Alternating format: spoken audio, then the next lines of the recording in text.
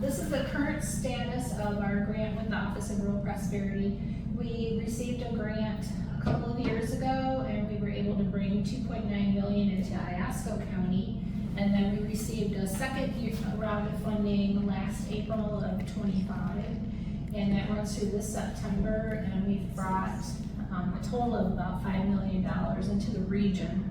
And we are working, one of the things with expanding into the second round of the grants, we expanded into Alcona County, which is why we've been doing workshops up here. So we've done a nonprofit, we've done 2 nonprofit workshops up at the Sunrise Community Center, and then we did a municipal workshop in here, and then today, right? So today's our last workshop. But we have been recording them, so the nonprofit, there's a 101 and a 201 nonprofit that are posted on our website. And then there's also, today, this one will be posted, and then we'll do a municipal one and post that as well. So what we're gonna cover, this is really focused on businesses and finding sources of funding for businesses. So that's, like I said, the other ones we do businesses, we do nonprofits, and we do municipalities.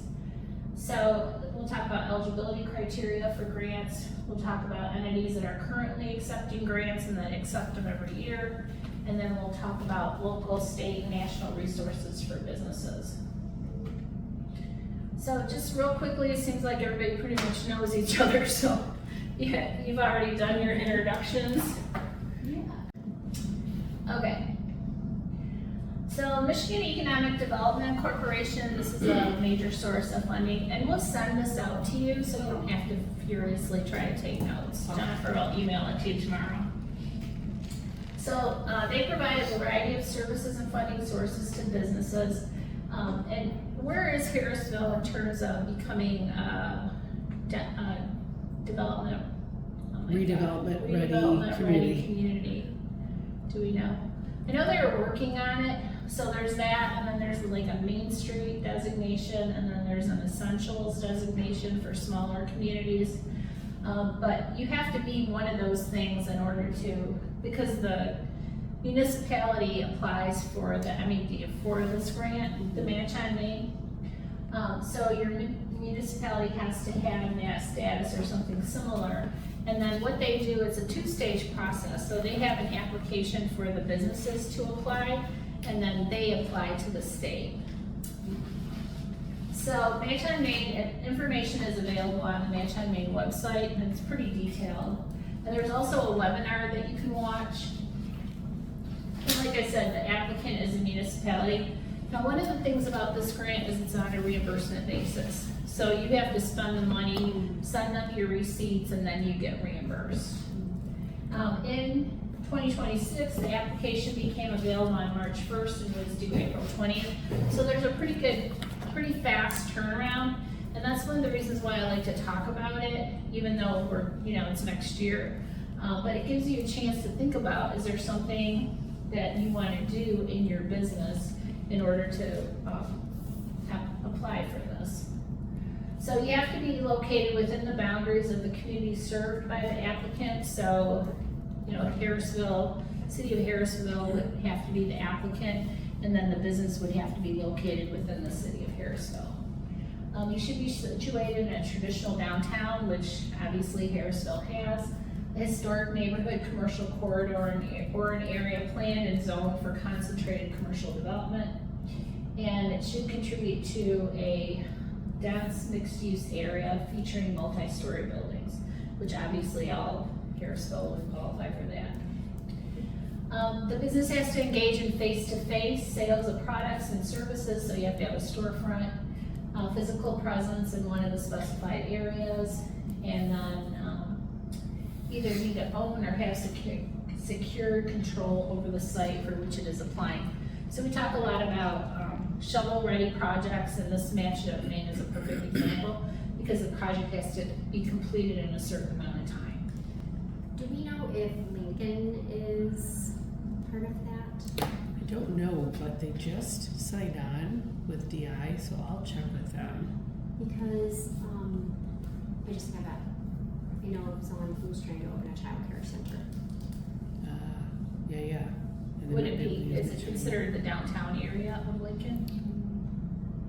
What, yeah, I guess, it's a block over from Okay. downtown. So you can Yes, go, maybe 2 blocks over from downtown. you can go on the MEDC website Mhm. and look up, you can Google redevelopment ready communities, and it has a whole list of what stage they're in, if they are applying, if they've received it, if they're an essentials, if they're a whatever.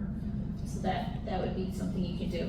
Can we back up one? Yeah. No, we don't have to back up, but to ask this question. So the mansion business has to be in Harrisville. Did you say I would have to live in Harrisville? No, My address, okay. no, Okay, just the business address. Yes.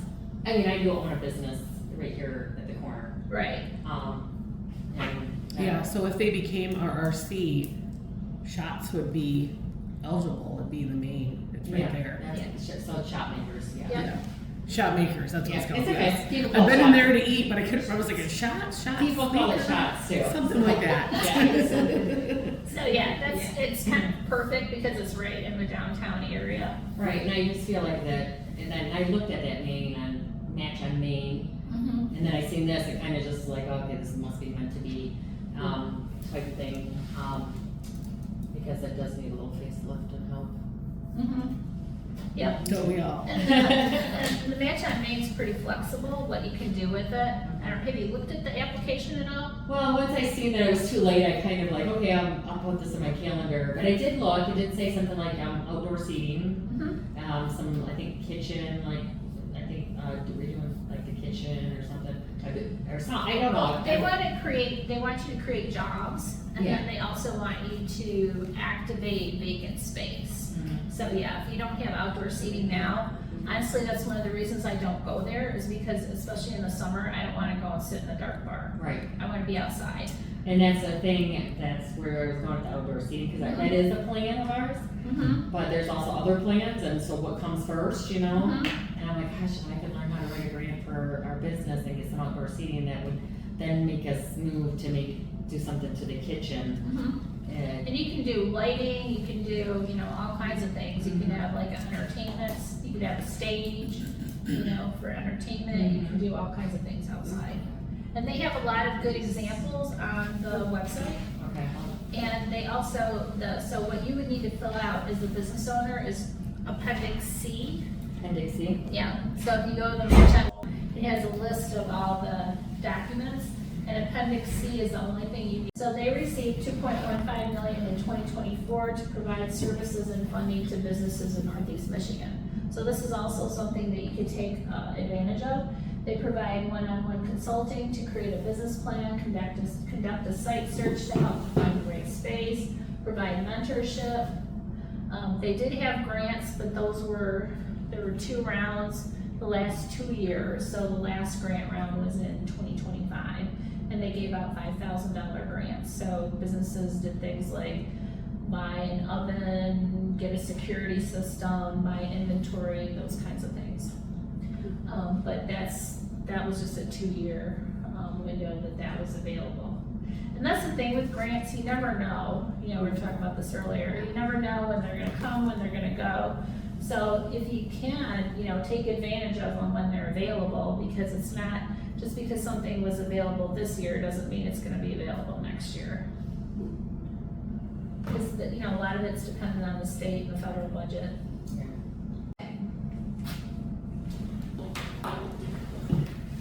So this is part of the MEDC, what they do. So they have the Michigan Business Development Program. Which is available to eligible businesses that create qualified new jobs and or make qualified new investment in Michigan. And to determine eligibility, you can reach out to Jesse Mitchell. And like I said, we'll be sending all this out to you, so you'll have all this. Other services that are offered by MEDC: access to capital providers, high-tech startup support, buyer and supplier matchmaking, international trade program, manufacturing technology grant, and technology business incubators. So one of the things that you can use the Match on Main for is if you want to do like a point of sale system or something like that, or improve your technology. I worked with the resort, well, we both did, work with the resort owner this year, who basically has a calendar on the wall that she puts her reservations on. And so we wrote we included in the grant, a technology system so that she could use that for reservations. And one of the, Target Huron, one of those grants was for the point of sale system. In a rural area, you have to commit to adding 25 qualified jobs, and there's a list of innovation industries that qualify in the MEDC and MBBP website. So this would be a bigger business, but it's just one of the, another one of the programs they have that's available. So MDARD is the Michigan Department of Agriculture and Rural Development. We never know who's gonna come to these, so I just try to cover a wide range. So everything from small business to agriculture to housing, we're gonna cover it all. So, and if you may know a developer who's interested in housing, you can pass the information along to them.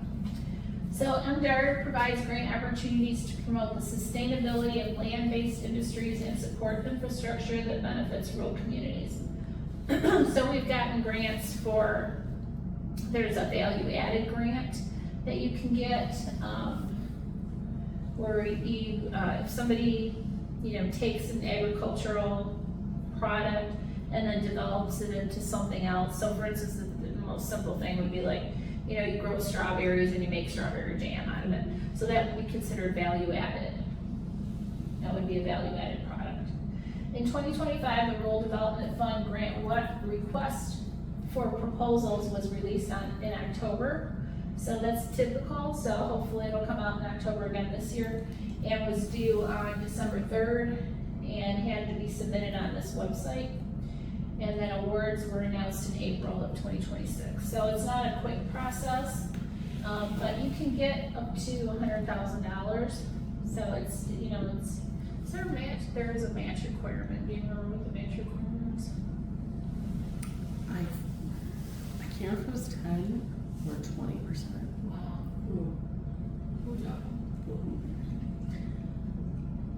The Rural Development Fund grants are open to businesses and industries like food, agriculture, forestry, and tourism, and like we said, it may require a match.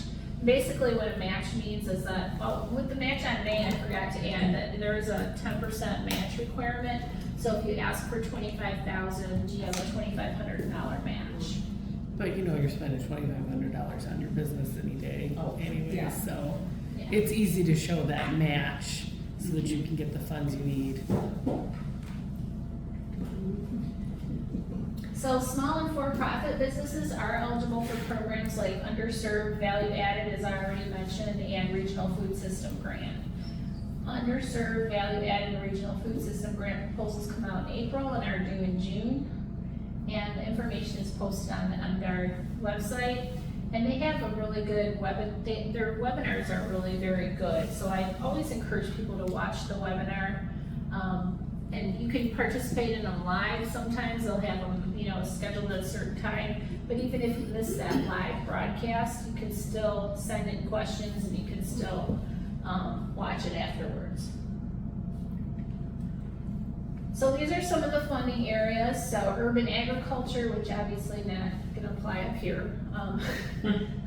Farm markets, flower markets, hoop houses, food hub development, food access and education, including access to fresh nutritional foods, and then value-added food processing and agritourism.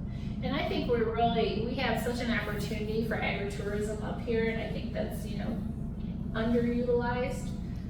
It's something we've started talking about in Iosco, with the possibility of the cruise ships coming in and then actually taking people out into tours where they get to experience farm life.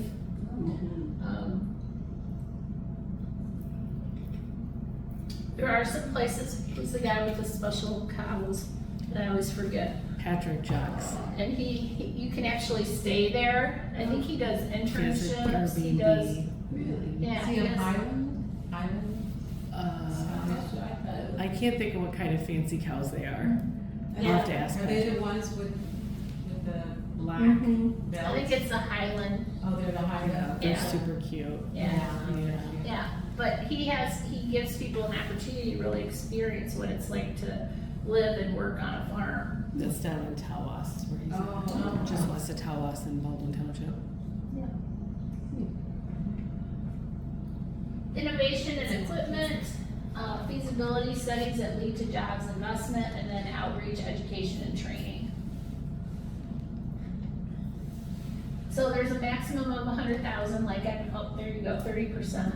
Yeah, But you that was can nice. also write and ask for, to have that decrease to 15%. So if you ask for 100,000, you need a 30,000 match. If you ask for 50, you need 15. 2 letters of support, and then like I said, you have to use that My Ag Grants to apply. They're really not that complicated. I mean, we did one last year. We've actually done 3 over the years.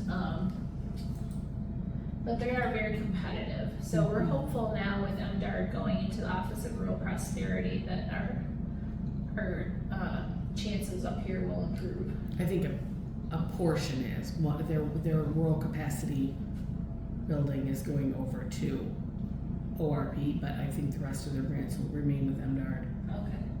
Yeah, they're still 2 separate offices. Okay. So is the cash match, because it's a little different in our world of nonprofit. So it could be any funds that are invested in your business. It doesn't have to be on the exact grant that you. It has to be on the same project, or like she can't just show she spent. Let's use the 15,000 as an example. She can't show she spent 15,000 on food, so that means she qualifies. Like it has to be like she's putting, $65,000 into the new patio porch setup, and she's going to need 50 from MDARD, and she's going to cover the other 15. Okay. You could also do in-kind matches. Just gonna ask. Yeah, you could use in-kind. Volunteer hours and Yes. things like Yep. But you have to be real clear, because some of them do require cash match, and some of True. them are okay with in And kind. it can come directly from your organization, from your business. Yeah. Right. Okay. Yeah. It doesn't have to be somebody else's grant. It could be your own dollars. So she could get like all the patio furniture donated, or someone could provide that, and she counts the value of that patio furniture to be incorporated into the patio. Right. As long as they accept in-kind match. Yeah. Right, exactly, Yep. I don't think no one's donating. okay. Never know. I might find one of those, a couple of people over there that might. There you go. Yeah, the likelihood of that happening if you're running a nonprofit is greater Yeah, than a of business. course. Yeah. So is MDARD strictly, is it also nonprofit? Mhm. Yeah, so it's both, Yep. okay. So this is their maximum score, the scoring rubric, how many points you get for each of the areas. So well-defined project with likelihood of success. So obviously they want to make sure if they give you money that you're going to be able to do the project. The impact of the project, so what difference is it going to make? Social impact, including jobs and access to food. Meaningful, measurable, and realistic outcomes. Strong budget, expenses are reasonable, allowable, and necessary. So, when I was working with the person on the Match on Main, she said, should I tell my contractors that I'm applying for a grant? And I said, no, because the price will go up. So, the amount of match provided, so there's a minimum match, and then if you match more than that, you'll get additional points. So that's what that five points is. Does the plan of work contain appropriate activities for the project, and are they detailed to show the objectives will be met in a timely manner? So do you have a realistic timeline? So a lot of grants, get written that on day 1, we're gonna start the project. Well, do you need to hire people? Do you need to, what are all the things that need to take place before you can actually start the work? So do you already have contractors lined up? Do you already have site ownership, all those kinds of things? Long-term sustainability of the project and near-term and long-term impact, including jobs and investment. So when we wrote we all see the Trailhead Marketplace down in Ensemble Township. I just saw an advertisement for that, I think, on Facebook the other day. So we got a LEO, Labor Economic Opportunity, we got a $750,000 grant to build that. And so, oh, sorry. So, all right, now where am I at? Oh, long-term sustainability. So one of the things we had to say was, you know, that's gonna stay there, it's not going anywhere. The township owns a property, it used to be a miniature golf place with the tidy bowl water running down the mountain and everything. The blue, Where is it, in Tawas? no, in No, Osabo. just south of Oscoda there, Yeah, just past the river, if you go over the river, it'll be on the Okay. left. yeah, Okay, yeah. it's a big pavilion. Okay. And there's a bike repair station, there's restrooms, there's tables, you can rent it out. They have the farmer's market there on Wednesdays. Okay. So one of the questions we had to answer was, how is it gonna be sustainable? So we talked about, you know, it's owned by the township. The township is going to maintain it, and they're gonna put, you know, the funds needed for a new roof or for a new whatever down the road into their budget. Because they wanna know, okay, we're giving you the grant money to do this, but then how's it gonna be maintained? So that's what that sustainability piece gets at. And then also they wanna know that jobs, you know, is it gonna bring in additional investment? So in order to receive state funding, your business has to be registered as a vendor with the state and the vendor self-serve system, also known as SIGMA, the statewide integrated governmental management application. So that's the website for that. So anybody that, I mean, if you're a foster care provider, if you're a child care provider, if you're a whatever, you need to register with that system. So just a couple of reality check things. Grant opportunities open and close quickly, especially in the current environment. You may only have a week or two to apply, so that's why I always encourage plan ahead. I know Match on Main probably won't come out until sometime January, February, March next year, but if you really think about it and you look at, it doesn't change that much from year to year, so you can look at that Appendix C and see what's required, and you can, you know, get it together, and then if, you know, it is a little different, so you tweak it a little bit, but at least you can plan ahead. Yeah, sometimes you only have a week, a month, or at most 2 months to respond to a state or federal funding opportunity announcement or a request for proposals, so you need to be ready. You can't be, you know, it comes out and then you're like, oh, I think I'm gonna, you know, I'm gonna think about this. You have to be ready to jump on it. So shovel ready, you have ownership of the property, or in some cases you have negotiated a long-term lease. And long-term is long-term, so 20, 40, 50 years. Because again, they don't wanna give you grant funding to build something and then, you know, you turn around, you sell it, you know, it becomes something else. You know what you wanna do with the property, you know what it's going to take to build or renovate the property. So you've got your bids in place. Michigan State Housing Development Authority, so this is a large funder of housing projects in the state of Michigan.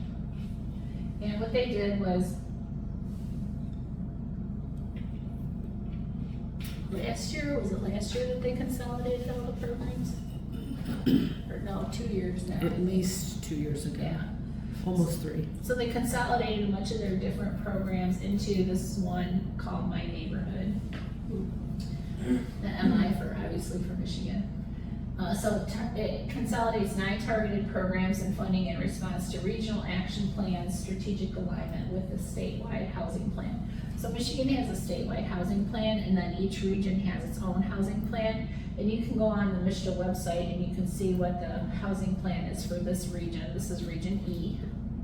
And it goes from where to where? From the bridge, basically the whole northeast side, right? The bridge all the way down to Iosco County is So the, like this. yeah. The whole northeast corner of the Mitten is Region E. Yeah, each region has funding allocated to it, so there's two kinds of funding. What's the first one? I just call it the state money. I can't think of what the acronym is. Is it the HUD housing? No, there's CDBG, which is federal dollars that go through HUD to MSHDA. And then there's the Housing State Fund something. HDFI? Something. But it's basically the state dollars, and there are two pots of money, and they allocate a portion of those monies to each region. So each region will get some of the state money and some of the CDBG.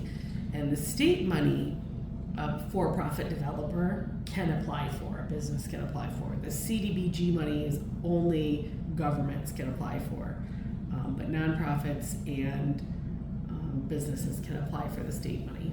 And this is building only, it's not refurbishing? No, it's- it also It's is renovating. renovating, Okay. it's renovating buildings that are there, it's building new buildings. Vacant or occupied. Yeah, it can be new, bringing new units online for new housing, whether it's renovation or new construction, or it can be helping homeowners that are occupying their primary residence but are low income and need help with their roof insulation, furnace, whatever. Yep. And the CDBG is Community Development Block Grant. Yes. So in 2025, 2026, $2,325,000 HCDF, I was close. The Housing Community Development Fund, was allocated for this region. And then $2,775,000 was allocated for the CDBG. And 2026 was the first time our region did not leave money on the table. So what's happened in the past is money that was allocated to here, it wasn't, no one applied for it, so they ended up giving it to another region. But also in the Iosco County has done a really good job with the renovation funds. They've gotten $1.9 million for that over the last Like 3 3 years? years.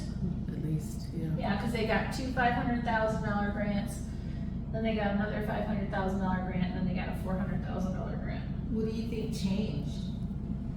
Just developers moving into the community or? like- Well, I think this year the reason the money got spent is that Target All Clean, whatever the name of their, I forget what, Lake Huron something, applied for a bunch of money, and there were a couple other projects in like, I wanna say Otsego or Ogama, so we ended up spending all the money in our region. We brought one grant into Iosco County, for a for-profit developer, which was the first time with these dollars that new units have been brought in line, or going to be brought in line in Iosco County using this money. It's only been used for homeowner occupied with Iosco County itself.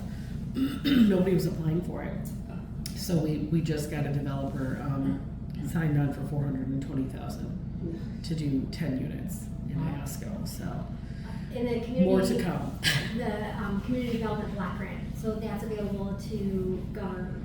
Yes, entities so and like state Alcona County could apply for it, or Harrisville could apply for it. But then, if they don't wanna be the developer, then they're gonna need to do a private-public partnership where they apply for the money, but then they're administering it to a developer that's doing the work, right? So, there's a couple different ways to do it if you don't have the capacity to be a developer at your local government, but it's not easy, right?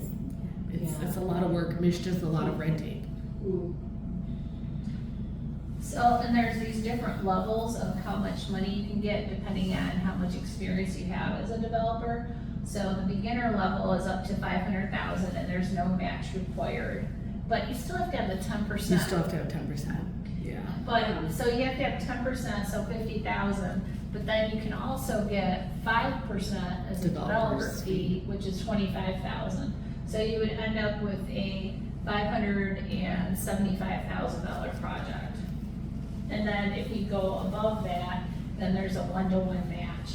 And as we mentioned, single family homes, rehabs, energy related home repairs, and vacant or occupied units. So you can do roofs, you can do siding, you can do insulation, you can do doors, you can do windows, any of those kinds of things. So needed here. Yeah. It's just- yeah. So Yeah. badly needed. Yep. I wonder what the problem is, like, is it the lack of developers, is it the lack of contractors, what is I think actually it's the problem? all of the above, Yeah. right? So when I just started here last August in Iosco, but I came from Genesee County Land Bank, where this is the type of work I was doing, was MSHDA grants. And I started looking around the community and saying, well, who are our developers? And everybody kind of looked at me like I'd grown a second head. Yeah. And I'm like, well, we're building buildings, right? Like, there's homes here, there are people constructing things. Yeah. They're developers, they're just not calling themselves that, Yeah. right? Yeah. So, started talking in the community about how we can start building developers, and I think part of it is going to be just enlightening people that these resources exist, that are working in that field. And if they're willing to use them, and they do have to make those units affordable, right? They can't sell McMansions. But if they're willing to do that work, and a lot of them already are doing that work, right? Just without the funding, that letting them know this funding's available and training them how to use it. But also bringing other developers into the community that are willing to move into this area and do some work Are would there be huge. credentials for the developers that the county or that, like the Alcona has to partner with? That's gonna be up to Alcona, right? MSHDA's gonna have their requirements, but then Alcona would set, in that example, that the county would set their parameters for what they're looking for when they're looking for a Yeah. developer. It's really interesting because land is our biggest resource here. So the fact that there's nobody developing housing Right.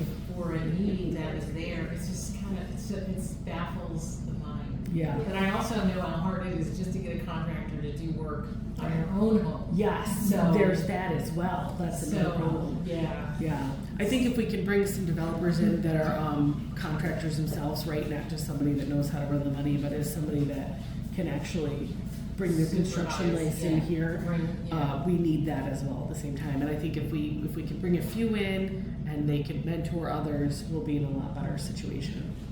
Yeah. Well, and the other thing is it's so expensive to build now. Yes. You know, building materials, because I've worked with Habitat in Ingham County, and building materials have gotten so much more expensive. Yeah. You know, wood so much more expensive, metal, all the things.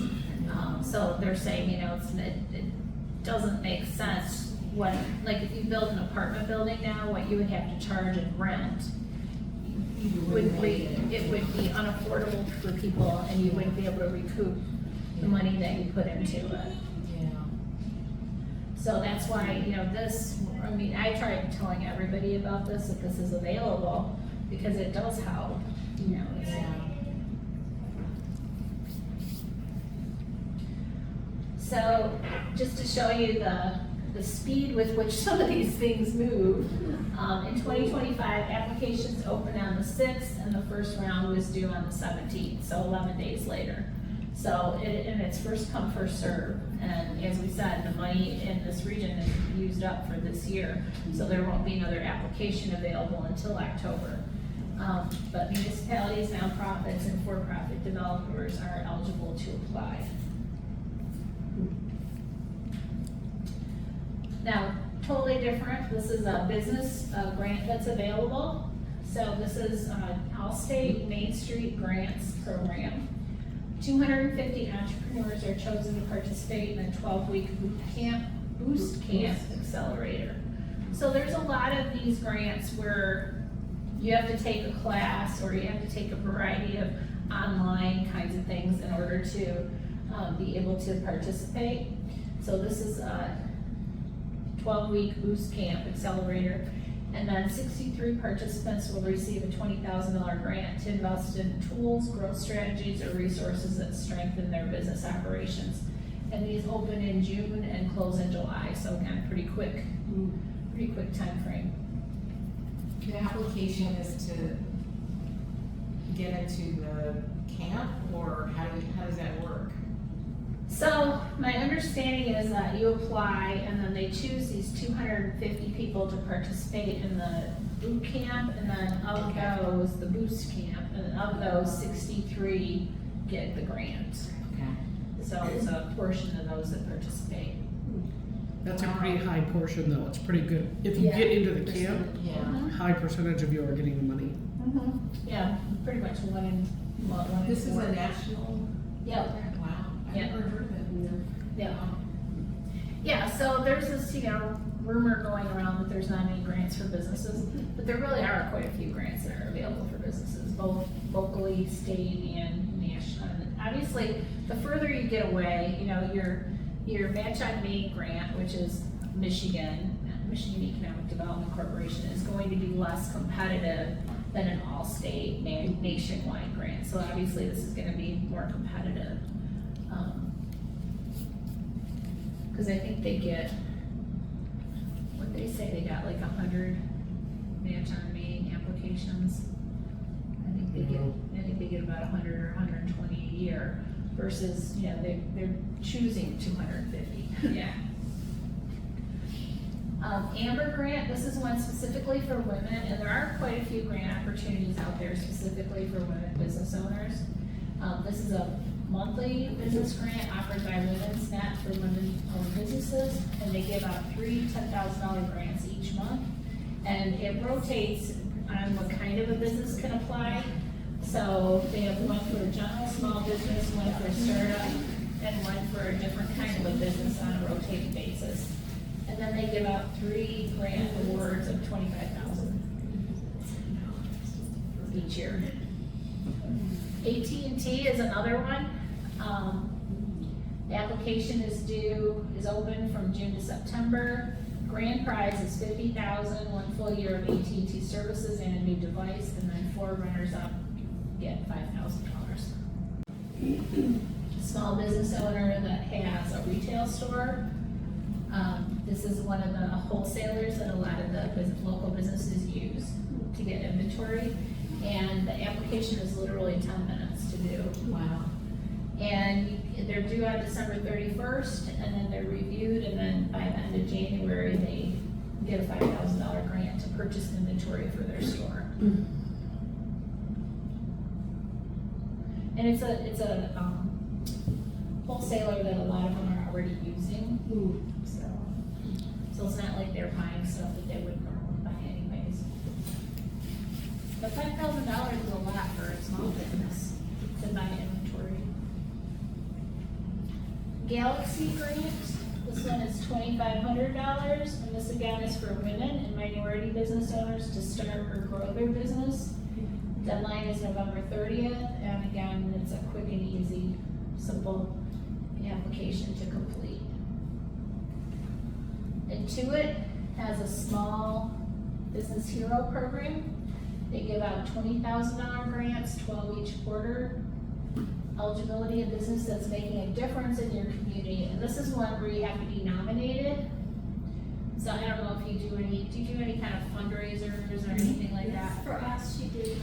Yeah, We'll so, nominate you. so that would be, That would be appropriate? yep, you would be the one to nominate and talk about the difference that, she's making in the community. Mid-fall through mid-spring, or each month, we do some sort of like decade dance, or with them, we did a trivia night. Child And abuse prevention. for child abuse prevention, we've helped the local food bank twice, and breast cancer, and Wow. Yep, but we even did the Humane Society, we did food bank twice, we did Sunrise scholarships for teens, and then we did American Heart Association, and then we had one of our local whose house caught on fire and was Oh, yeah. and raising them. So yeah, and then I just went out to the baby pantries, and they're on my list for next year. yeah. Nice. So you could actually get a number of people together to nominate all of them, We should single all go ones that- nominate shopmakers Yeah. on QuickBooks. You know, they shouldn't have a social worker buy the business. So yeah, that would be, the one guarantee I can say for absolute positive, for sure, about grant writing, and I've been doing this for over 30 years now, is that if you don't apply, you won't get it. That's true. So one thing I can guarantee. So, I would definitely, try it. And the other thing is that the more you do, the easier it gets too. This is the National Association of the Self-Employed. This is one where you need to be a member. But they have this thing called the Growth Grant, which is $4,000. It can be used for marketing, advertising, hiring employees, expanding facilities, and other needs. So again, I think this would probably be something that you could apply for. And they have quarterly awards. Olga Loizen, everybody know Olga is the restaurant. She started this, the Olga Loizen Foundation. They get $10,000 grants for women restaurant business owners who serve food, don't you? Yep. So they awarded $50,000 in 2025, and one of the ones they awarded, I can't remember if they're all in Michigan or if they're in this region. I can't remember that, but it was $15,000 for a pop-up Ethiopian restaurant. I think that was down in the Detroit area. So you can get a decent amount of money. Start, Pivot, Grow. This is a micro grant. Usually when it says micro, it means it's a smaller amount. So this would be $2,500. This is if you've been in business for 2 years, annual revenue of $50,000 or more, 1 to 2 employees, including the owner, and you can use it for a variety of expenses. And those are on a quarterly basis. U.S. Chamber of Commerce also has grants. They have the CO 100, which is a $25,000 award. And these are a couple of the ones that received it in 2025 in Michigan. This is Green Tree Company in Mount Pleasant and Good Marketing. And I actually know Good Marketing in Lansing. We will send out the PowerPoint so you don't have to furiously take notes. Oh, I'm just writing down who this might work Oh, okay. for, so I'll just Yes. love it No, in good my idea. head right now. Sure. Oh, good idea. But yeah, you can, Jennifer is really good about sending stuff out tomorrow morning. But I get it, I also write things down so it sticks in my head. Yeah. If I write it down, it's in there. Even if I don't look at my note again. Yep. It's that process. Then Verizon also has a small business grant. They award 50 grants of $10,000 each. And this is one where you have to complete 2 online courses or events to unlock the grant application, which is available until December 10th. But they're super easy. I took those 2 courses. I was done in like 40 minutes total. Yeah. Oh, wow. With the application as well. Like it was super fast. Yeah. Is there any requirements for the type of business or no? Mm-mm. Wow. I think you might have to be a Verizon customer. I can't remember. I am, so I don't know if I'm just thinking that or if you might not have to be. I can't remember. But I applied. I didn't win, but I applied. Well, and that's good. You can be, provide testimony to, hey, this is a quick, easy process. Is Yeah. it for, like, so is it like a telecommunications grant, or can it be used for anything? I think it can be used for anything. I was telling them the updates I wanted to do to my cabins. I have 3 cabins Oh, that I rent out as well as DI. So that's what I was applying for. And I didn't win, but it wasn't super competitive either. But I wanted to see the process, right? Since we're talking about it, I was like, let me go try it. It wasn't that bad. Yeah, and typically for business owners, they really aren't. Whoa, that might be That looks like a little bit of hail. Oh my Awesome. gosh. It works. All right, All right, you start back up. Okay, Small Business Administration.